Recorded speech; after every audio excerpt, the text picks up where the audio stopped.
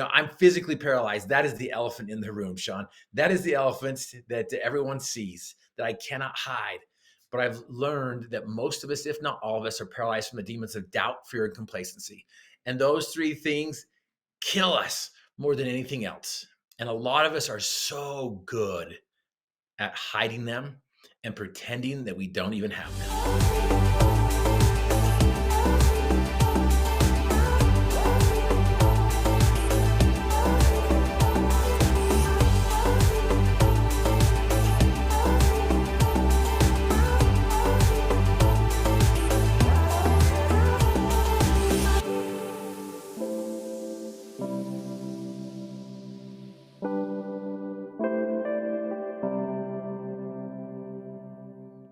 Hey, what's up, everybody? Welcome to a brand new edition of the None of Your Business podcast.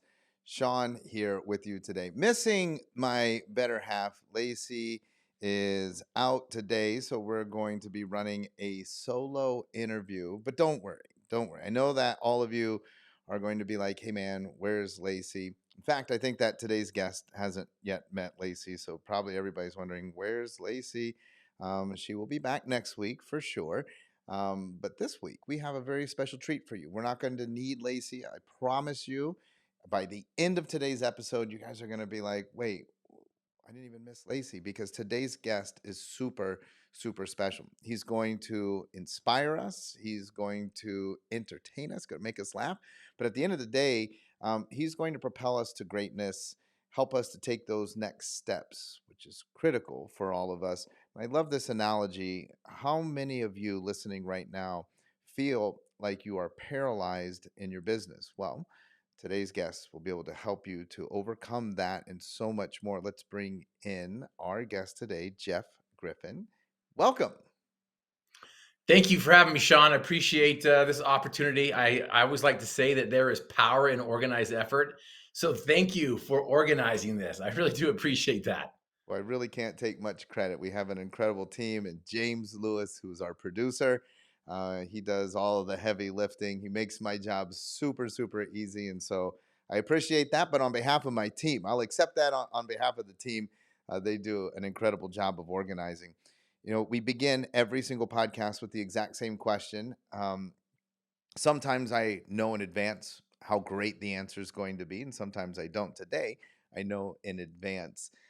It's easy when we hear somebody, and of course, the way that this is being cut, we can only see you from your clavicles up. And so it's easy to hear you speak and then be like, well, of course. I mean, you were talking about the None of Your Business podcast. You guys bring on these superstars who all have these amazing talents. I wish I could be just like them. Because they're all so fortunate. That's exactly what people think. And then when we hear answers, we're like, of course, that's easy for you to say. But we always ask this question because what we've realized is that so far on this podcast, it's never been the case. Nobody has said, actually, yeah, my father left me $1 billion. And, I was like, well, what am I going to do now that I don't have to work? And so I just decided to go around and thought I'd speak into people and inspire them and help corporations and people do better. Like, that's it. And I know that's not the case with you. So the question here is, how do we end up here speaking to each other? Tell us a little bit about your background story. What leads us to intersect and be here on the podcast today? Oh, absolutely. So when I was a little kid, when I was born, I'm just kidding. I'm not going to go that far back, but we really have so much time and so much interest. But as a little kid, my dream was to play football in college, to be on the big stage. And you and I met at the big stage. We met at Vcon 2 there at Gary V and Dave Meltzer, and then the Black Diamond event. And my dream was always to play on the big stage. And as I come out on stage, because I speak all over the world, I get to speak all over the world. I've been compared to Tony Robbins, but at a fraction of the price. Some people say that I'm as motivating as David Goggins without the mouth. Other people have said you're inspiring as John Maxwell. But I like to think that they are them and I am me, and the world needs me, and the world needs my message the same way it needs you and your message, and needs to hear the song that sings to your soul. And as I come out on stage, I address the elephant in the room. As you were referring to, I'm in a wheelchair. I wasn't always in a wheelchair, and I was a collegiate football player before the accident happened. And in between seasons, I found myself on my back next to an unpainted barn, and my dreams of playing football had just shattered along with my L1 vertebrae. And the doctors, gave me a 0% chance. When we got the results back, they took a picture of my back, and the doctors gave me the results that I was fearing, and that was, you're paralyzed from the waist down. You'll never walk. You'll never move. You'll never stand again. And they gave me a life sentence to live life from a wheelchair. And for a 21-year-old kid who based his identity in his speed, in his physical ability, and in his ability to make catch after catch after catch from the next All-American quarterback from BYU. That's where I was wanting to go and play, and that's where I was recruited to go play, was at BYU. And so you can imagine that my identity was just taken away from me as I'm on my back, thinking, okay, now what? My dreams of playing on the big stage over. My dreams of making catch after catch finished. My dreams of riding a motorcycle with a lady on back done. And so my identity and what I was striving for was just taken instantly. And I don't know if your listeners have ever been there before, where they've experienced a major challenge or a difficult setback in their life. And what's your go-to? What's your mode of operation? Where do you turn to when that pressure has been applied to you? Because most people are like, hey, listen, Shawn, I'll just figure it out when it comes. I'll just figure it out when I get there. I'll rise to the occasion. And I've learned that we don't rise to the occasion. We always revert back to what's comfortable, what is automatic, what we're used to. And I always say that when the moment to perform has arrived, the moment for preparation has passed. And I was not prepared for that moment. I was unprepared for that moment. And as I was falling from the scaffolding, I was up 40 feet. And as I fell from the scaffolding, I realized at that moment that cutting corners leads nowhere but down. And so, again, coming back to this idea of when the moment to perform has arrived, the moment for preparation has passed. I wasn't prepared for this moment. I wasn't prepared to set up the scaffolding the way I did, to lean the ladder up against the barn. I wasn't prepared for these things that were going to come. As I fell 40 feet, I reached out to that 1-inch ledge. That was my solution, was to just grab onto that 1-inch ledge and just hold on and dig my fingers in and hope and pray that my buddy could put the scaffolding and the ladder back up so I could get back down safely. And sometimes that's how we operate in life, is we're just like, you know what, I'll just figure it out. Or we're trying to do things while we're going, and we're not preparing. We're not preparing for those moments, which would be our finest hour. And so in that process of having to dig through my broken back and shattered dreams, I discovered some flecks of gold that has helped me pick up the pieces, dream new dreams, and to get out there and to perform on the big stage. And that's what I get to do. I get to go around and I get to share with people, I'm physically paralyzed. That is the elephant in the room, Shawn. That is the elephant that everyone sees, that I cannot hide. But I've learned that most of us, if not all of us, are paralyzed from the demons of doubt, fear, and complacency. And those three things kill us more than anything else. And a lot of us are so good at hiding them and pretending that we don't even have them. So I have a lot to unpack there. It's a fascinating story, and I'm sure everybody wants us to dig deep into this. And there's a lot of different, I guess, roads that we could travel on this story. I want to go back to, first of all, this idea of preparation. Um, you're saying that you were not prepared for that moment. So, first step, before we unpack the flecks of gold and all of that, just on a superficial, sort of a high level thought process here, is the thesis then that we need some degree of preparation for things that might happen in our lives?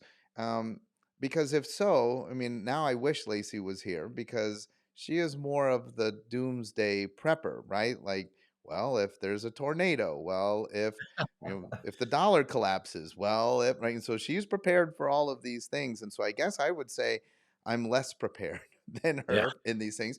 But let's unpack that a little bit. What you know, some would say you could not have been prepared for that moment.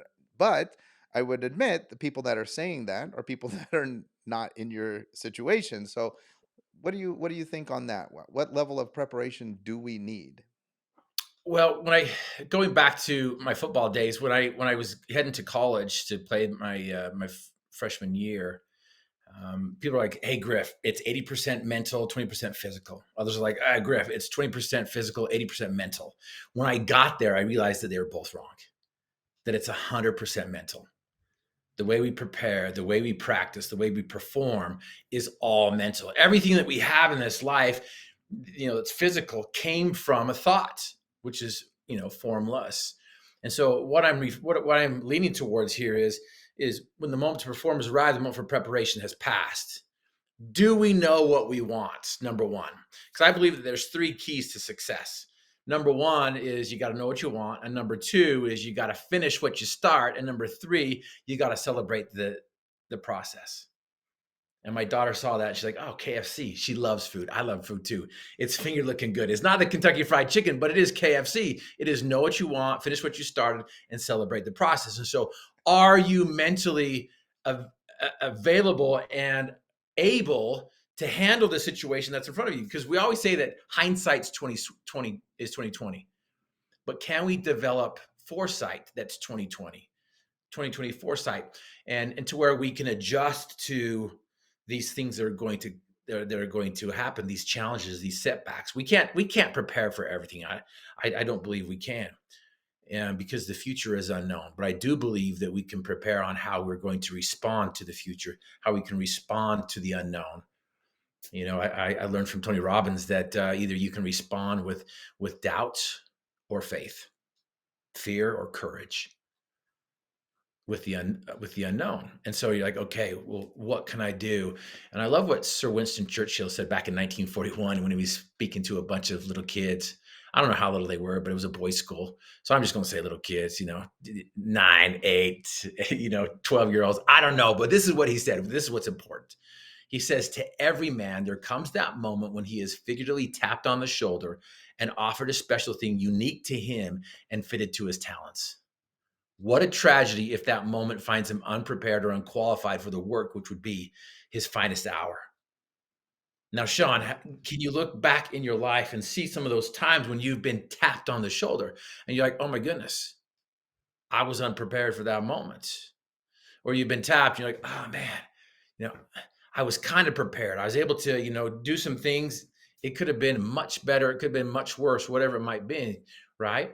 But there are going to be moments in our lives when we are tapped on the shoulder. Entrepreneurs who are listening here, business owners who are listening here, who are trying to break through, who's trying to get to that next level, who they've never done it before. And that's some of the most difficult stuff ever, is doing things that we've never done before. I call it finding the simplicity on the far side of complexity. So how do we make things simple? How do we get things to slow down in the game? As football coaches will always say, the game has slowed down for him. So how do we get there? And I believe mental preparation is the key in getting there. Because you're absolutely right. I could not have prepared for this moment. In fact, I thought I was doing much better than the first time I painted a barn. My dad had me paint my grandpa's barn. He put the ladder on top of the little shed, at the very, very tip where the ladder is hanging on the tip. And he's like, Griff, get over here. Let me hold the ladder. I go climbing up the ladder. I go paint the tall parts.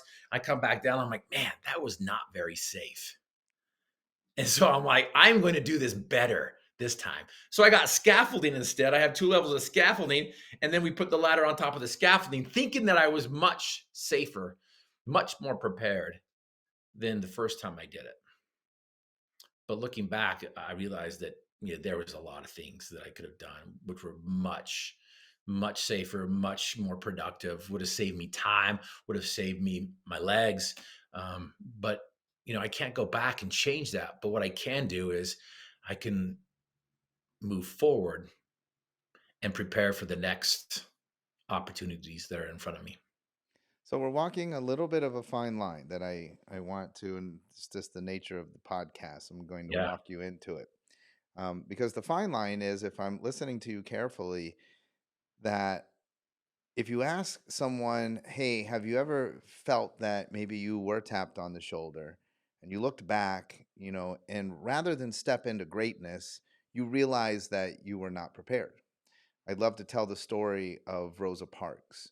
Mhm, Um, so I don't know how prepared Rosa Parks was to become a civil rights leader mhm, when she walked on the bus and decided, like, I'm not sitting in the back. Um, mhm. whether that was being tapped on the shoulder, or there is an argument that is made that she was prepared, that she was prepped, that this was all kind of part of a plan. But there is then this concept of done is better than perfect, because I can't tell you how many people I've witnessed that when they got that tap on the shoulder, they were prepared, but they didn't think themselves that they were prepared. They were like, well, I didn't read all the books. Well, I didn't pass all the tests. Well, I didn't work with all the right mentors. Therefore, I'm not going to do it. And they then literally I talk about, that's then that bus just passes Rosa Parks. She decides not to get on. She says, and you brought up some of these earlier, she was afraid. She was not prepared. She feels like she's not the one. She's not the person that's indicated.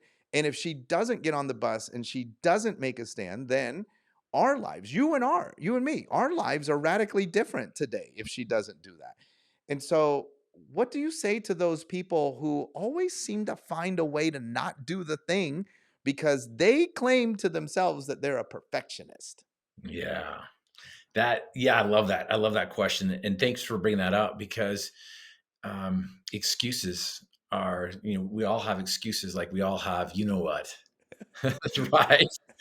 We all have excuses like, um, and what's interesting is we love those excuses because who came up with them? We did. We love them because we came up with them. And so what's interesting is every minute we doubt it's possible, we give up 60 seconds in finding the solution. And so again, it's a matter of reframing and flipping the switch. 32 degrees is the temperature of melting. 32 degrees is the temperature of freezing. And so it's just a matter of which direction you're going. It's just a matter of which, energy you're tapping into. Are you tapping into doubt? Or are you tapping into faith? Are you tapping into courage? Or are you tapping into fear? And so again, it's coming back to, all right, where some people crumble, other people soar. And so it's a matter of being able to reframe and flipping the switch and seeing things in a different way, seeing things on what you can do instead of what you can't do. And I'm sure Rosa Parks, like everyone else, like me, who's me? Who am I to make this change? Who am I to make this difference? Who am I to do what everyone's telling me that I can't do? And here's the scariest thing, Shawn, is we as individuals, we base other people's possibilities on our limitations. And vice versa. Other people base our possibilities on their limitations. And so what's funny is what we do today on a regular basis was once deemed impossible in the past. And so, Madame Curie was told there's no more elements to be found. She found two and a Nobel Prize. The Wright brothers were told you can't control flight. Well, we can get across the world in a matter of hours. And so again, it's going back to, all right, how am I going to look at this situation? How prepared am I? Those perfectionists who are like, I can't go until I'm perfect. Get over it. Get over it. Some of the best authors I know of say when my book's at 80%, that's when I publish it. Mm. 80% is perfect. 80% is at that level of, okay, we're good. We're good to roll. We're good to run with this. And I learned a valuable lesson while I was in the hospital from a prisoner that set me free from that prison, that set me free from my mental prison. And so again, it's just a matter of being able to reframe, flipping the switch, and reframing our situation, reframing what's going on. Okay, well, wait a minute. You can't say that and then not. There's a prisoner in the hospital. Like, what's going on? What's the lesson that you learned? Well, as I mentioned to you, and by the way, people who are like listening to this, like, yeah, who's this guy, right? Who's this guy to tell us what to do? Has he ever had a bad day in his life? Absolutely. Absolutely. When I got hurt, I went into a tailspin. I entered that sauna of self pity. I entered that dark, syrupy, sticky sauna of self pity. Of like, oh my gosh, now what? Why me? And they wouldn't feed me in the hospital anymore unless in bed. I had to get out of bed and go to the cafeteria, and it took me a half an hour just to put my body brace on. It took me a half an hour to put my pants on. It took me the aid of two nurses to get out of my bed into my wheelchair just to go to the cafeteria and eat. And so I'm rolling down these sterile halls of this hospital, and I'm just having the biggest pity party on myself. And tears are starting to brim at my eyes. And I get to the cafeteria. You know how you're feeling sorry for yourself? You just want to be left alone. I just wanted to be left alone. So I got my food, and I went to the corner of the cafeteria, and I put the food down on the table. I was flavoring my food with my tears, and I just wanted to be left alone. It was just one of those days. And all of a sudden, this tray just plops right in front of me. And I look up at this person. I was about to tell him to take a hike with some words that I'm not going to use on air here. But you know how girls glance at each other, 2 second glance, but a 20-minute conversation. We kind of had that happen. I looked at him, he looked at me, and I was about to tell him to go take a hike. But before I could say anything, he asked a question that changed my life forever. And what was ironic is the person across from me was a prisoner at the hospital who was lifting weights at the prison, had an aneurysm in his brain, paralyzed from the right side of his body. And he plops his tray right in front of me. He could have gone anywhere, but he chooses um, across from me, the table across from me. And he asked the question that changed my life forever. And he looked at me and he's like, right, hi, dude. I'm like, what? He's like, right, hi, dude.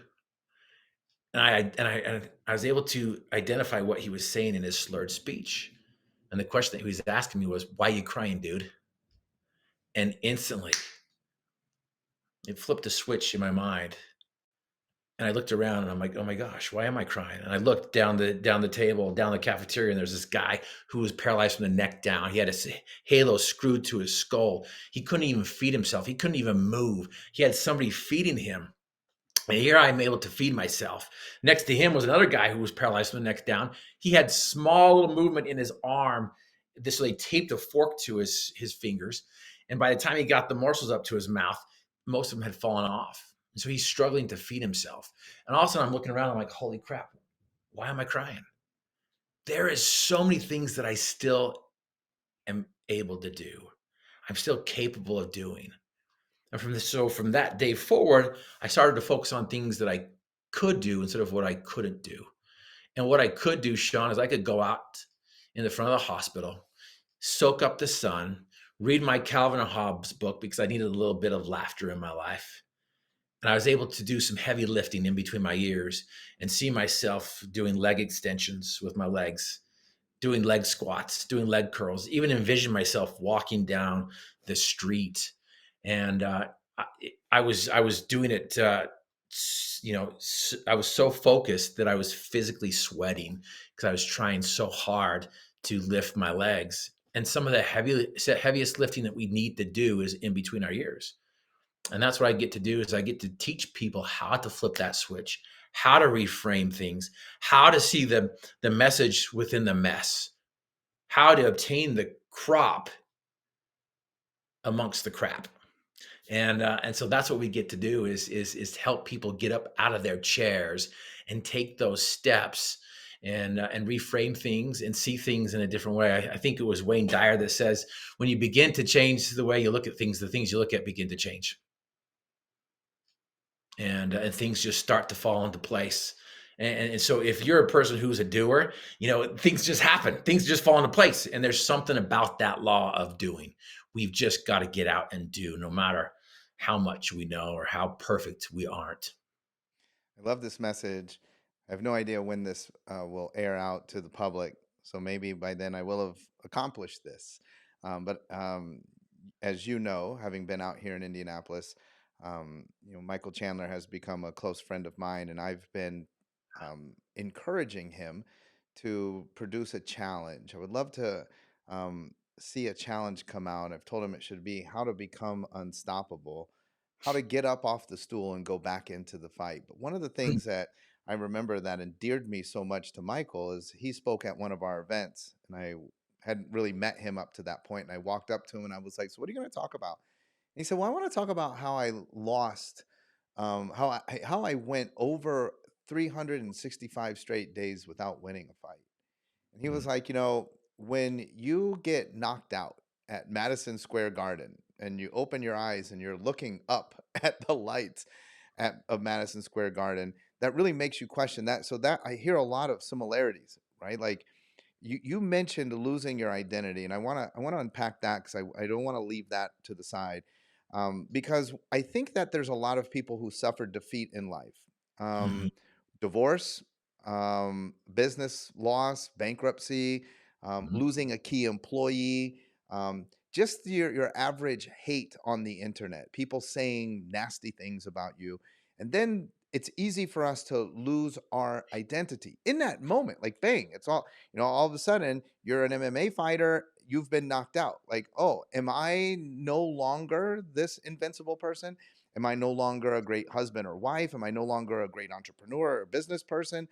And that identity can be stripped from you, boom, in an instant. And you mentioned that earlier, because obviously this is what happened to you. yeah, So many things that we take for granted are wrapped into our ability to be mobile. And all of a sudden, when you lost that, you're like, wow, now I can't play football. I can't ride a motorcycle. Like, I wouldn't have thought that. Like, well, how are you going to ride a motorcycle? Like, so now you're having these thoughts, but then you manage to find your north. And mhm, so I want you to speak to everybody who is out there that whatever has happened to them, they've lost that and they need mhm. to find their identity, which, I mean, it sounds great on a podcast, but it's not nearly that easy. Not like, well, just find your identity. That's Like, right. give us a start. Like, how do we get back on that horse? How do we go back in that ring? How do we get up and do it again? Because there's so much fear around it happening to us over and over again. Absolutely, and there's so many elements involved as well. I had a chance to go speak, at the Eighth World Congress in Mind Training in Sweden. Barack Obama and Gwyneth Paltrow were there at the same time over there in Sweden. They were speaking somewhere else, but I always like to like drop their names. They were there at the same time. That But counts. I gotta clarify that. I can't run with that one, too long. But I was there. Lars Erik Unestål, he is the pioneer of mind training. He is the president of the psychology department over there at the University of Obrero, and he invited Formula race car drivers, premier soccer league coaches, gold medalists. Um, he invited professors all over the world with PhDs and all these things. He even invited a Nobel nominee, and then there were some Olympic training coaches there, mind coaches, and then some guy from Cache Valley, that got to come out there and share some of these things. And so what was fascinating, what was interesting here is um, this idea of having to pick up the pieces and try again when you know your foundation has been taken out from underneath you, like you mentioned, divorce, your business, your identity, all these other things. While I was out there in Sweden, I met this gentleman who was a firefighter who the fire truck blew up. He was an engineer, and the fire truck blew up, and his face, it's just missing. It's completely missing. And as I'm talking to this man, he can't even blink his eyes, and his eyes are watering, and his nose is missing. And this was years after this happened. And he talked about how his mind, he was able to reprogram his mind to where he was okay with the flame, but he still had to retrain his body because when he came towards heat, there was a physical reaction of him wanting to retreat. So there's more than just the mental aspect, there's the physiological aspect as well. So there's a lot of elements in play here. And so what was interesting is to go out here and to be a part of this conference and whatnot. And one thing that I've learned to help pick up the pieces, one thing I've learned to pick up the pieces is going back to that the formula for success. But I call this the possibility principle. I call this the P squared mindset. You've got to develop a P squared mindset. And what I mean by that is you've got to be able to match your desires up with your dreams. Because how many times have you dreamt of doing something or you desired to do something. Like, I want to be the biggest, fastest, greatest. Um, I Well, I don't know. want to shoot even par on the golf course. I mean, There you who go, could right? beat that? I want to shoot even par on the golf course. Absolutely. I'm like, I got to shave off 18 strokes to even get there. Um, and so you're like, okay, what can I do? What can I do? And so this idea of how do I match up my dreams with my desires? Because there's times where we want things where our desires don't even match up. We're like, I'm going to be the biggest, fastest, greatest player in the world. I'm going to go, do the Iron Man. And then we wake up the next day and we're like, you know what? I'll start that tomorrow. And so the P squared mindset helps us identify our dreams and match up with our desires. And there's a way for us to develop those burning, desperate desires. People think that we're just born with it. There are some people who come with great desires and are able to push through some of these things. But I've seen some of the greatest people get hit and stay down and not get back up. And that's what you're asking is like, how do you get back up? How do you get back out there? And I think that the best place to start is to work on that P squared mindset. All your listeners who are here with us, so far and are still listening, if you go to griffinmotivation.com and go to the contact page and you put in the subject line possible, I will send you this possibility principle, which is simple. It is so simple. But as the Navy SEALs taught me back in 2019 when I went out and trained with them, they're like, Griff, it's simple to be a Navy SEAL. It's just not easy. And so this principle is simple, but it's just not easy. And are you willing to put in the time? And I call it the daily dime. Are you willing to put in the daily dime all the time? It's 5 minutes in the morning, 5 minutes at night. But anyways, this possibility principle is going to help you develop that desire that matches up with your dream. It's going to help teach you what success is and what success isn't. And so many times we always teach people like, the opposite of success is failure. We always say failure, but I've never met anybody who has not failed their way to success. And that's why I like the fact that Michael Chandler is willing to talk about his failures. That other people are willing to talk about their failures because we think that the opposite of success is failure. And once we fail, then we're not successful. And so we don't want to try because we're going to fail. And so we think we're not going to be successful that way. So we've got to redefine what success is. And as I mentioned before, success is knowing what you want, finishing what you start, and celebrating the process. And so, give yourself permission to fail when you're learning something new.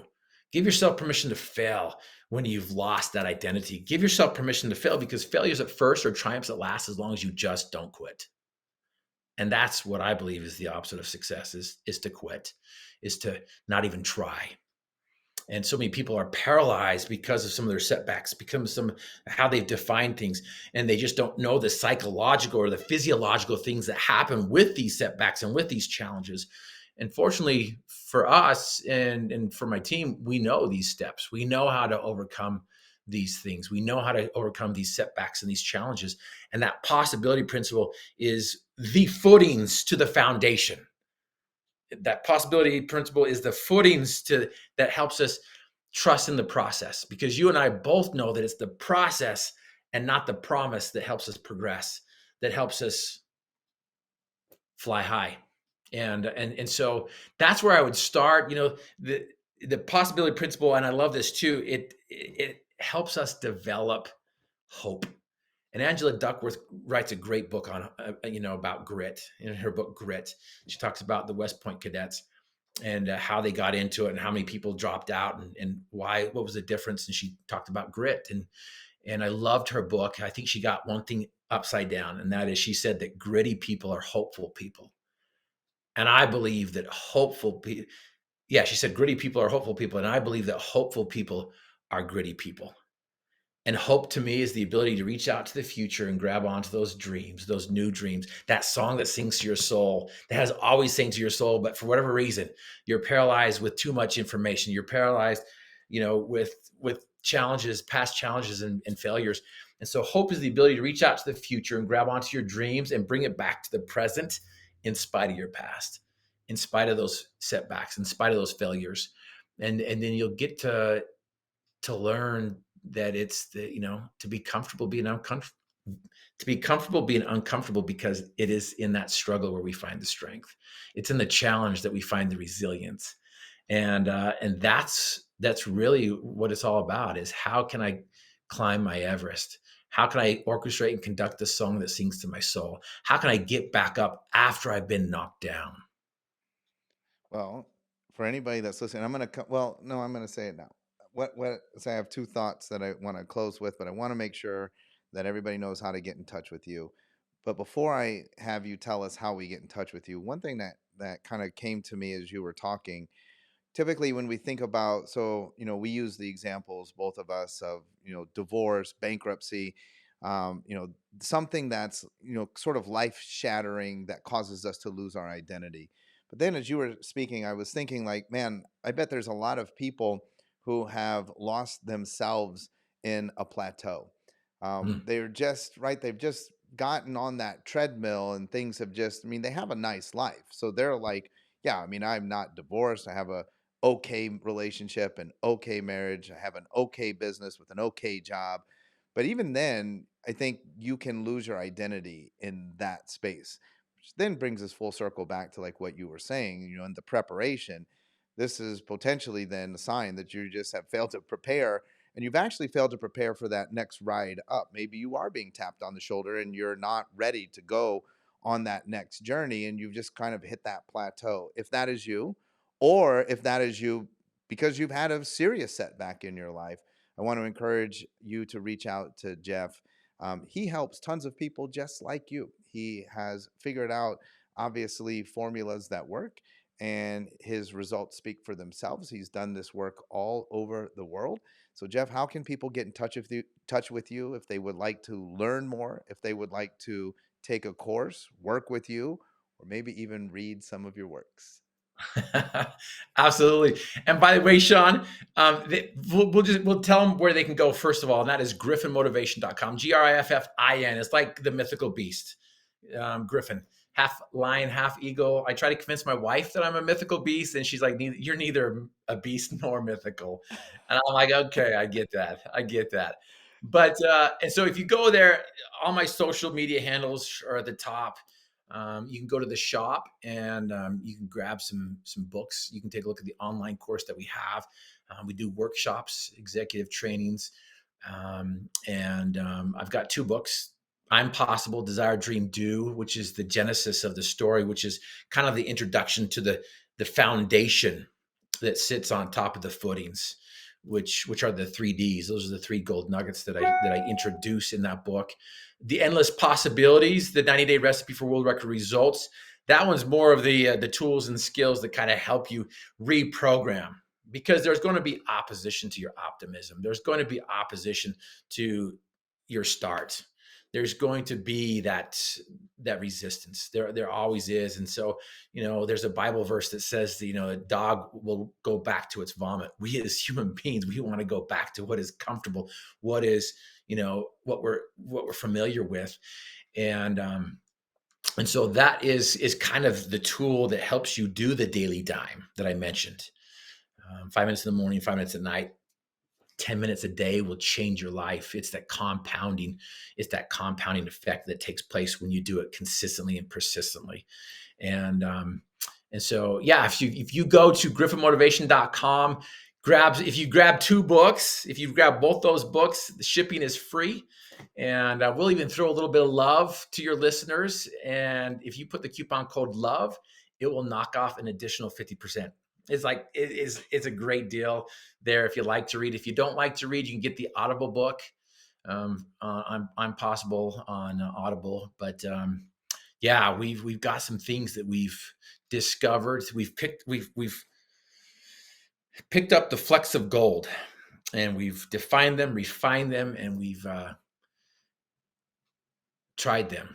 And they're repeatable, they're predictable, and they're proven. And the results that we get are amazing. When people follow the formula, they get the results, and that's what we love. That's what we love to see is seeing people change their lives. It's I had a chance to work with a police officer who wanted to be a Navy SEAL. That was his dream. He's serving our country right now, and it's so fun working with some banks, working with some businesses. We helped one business go from 50 million to 130 million using these techniques in 2 years. And so it's so fun. It's so fun to see people make those changes to overcome that mental paralysis that we're all plagued with at times. And part of that mental paralysis that you mentioned, Shawn, is that comfort. We've plateaued. We're there. I'm fine. I'm good. Those are two worst words that we could use, that keep us from progressing. I'm good. I'm good. But we have to also understand too that there's moments where we have to enjoy the plateau. We have to come back down. One of my teammates on the Paralympic team, his name's Jeff Griffin. He was the first male American amputee to summit Mount Everest in 2018. And he talks about getting to the top of Mount Everest, and you have to go up the base camp, and then you go up and you come back down and acclimatize, and you go back up even further and you come back down and you acclimatize. So there's times and moments like that. And so you've got to understand the process. And if you don't understand it, reach out and find somebody who does. That's what I love what you're doing, Shawn, because you know what you're doing. And if people will just tap into your process, they're going to get the results. Well, I got to tell you, I've been around Jeff, and you can just tell the vibration, the energy around him. And so, once again, I want to encourage everybody to check out griffinmotivation.com. Stock up. Use that coupon code LOVE, 50% off of your books. Get 2 books, get everything that you can get your hands on, because I'm telling you, this is going to make a big difference. And I want to share my takeaway today. Lacey and I teach a lot about setting goals and rewards, and seeing goals as the end process. But the thought process that failure is a part of the journey. It's interesting. I'm going to dedicate some time to contemplating whether or not we should celebrate failure.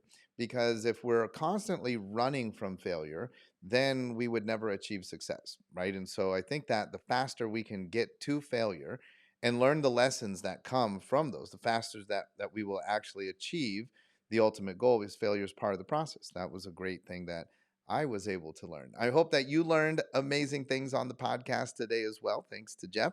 Jeff, thank you so much for sharing your knowledge, your time, your expertise, and your passion with everybody here at None of Your Business. Thanks, Shawn. And Lacey, next time. James, love you, bro. Absolutely. All right, folks, that'll do it for today. Oh man, this one's going to be hard to top next week. I'm definitely going to have to get Lacey back in the studio if we're going to make a run at topping this week's episode. But don't fret. We are going to give it a shot. We'll be back again next week with a brand new episode of the None of Your Business podcast.